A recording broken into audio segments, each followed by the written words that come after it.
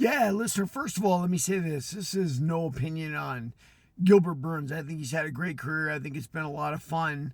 But the one thing I'll say about MMA is there's a lot more places to hide than there might be in boxing and kickboxing, right? Like the whole ground application of the game allows you to hide what could be a weak chin. So maybe what you're saying is true. Maybe Gilbert Burns didn't have the best chin, but because he had a strong jiu-jitsu game and grappling game, that can get masked a little bit more. Now, obviously, when you're on the ground, it's a little different. I mean, ground strikes, guys, and you'll learn this very quickly. The thing about getting hit when you're standing up is you can always retract your head, meaning like it gets knocked sideways, but there's room for movement.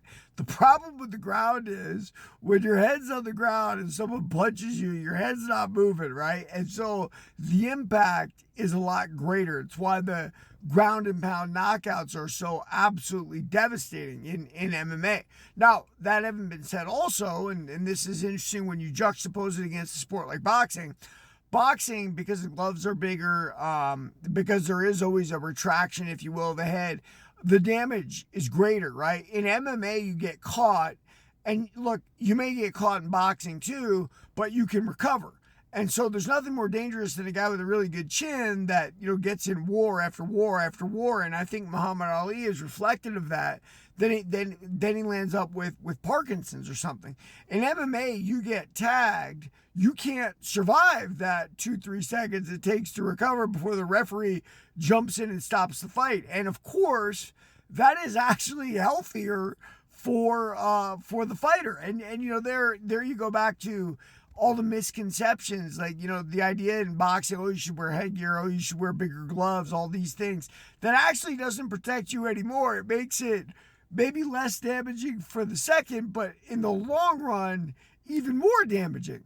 So yeah, man, I mean, it is what it is. We do our best with the knowledge we have at the time, but it's starting to turn out to look like MMA is going to be a safer sport than some of those other ones like football and boxing, right? That CTE disease that seemingly plagues football pretty bad. I mean, football, I would give to you, is even worse than boxing, right? There's less immediate damage from those head-on collisions and whatnot that obviously take a toll on the body, right? Like, Anthony Hernandez, Junior Seau, these football players get in their old age and they have a lot of problems. We have not seen that so much with MMA. I know there was one issue to date. I think it was a professional wrestler guy who dabbled a little bit.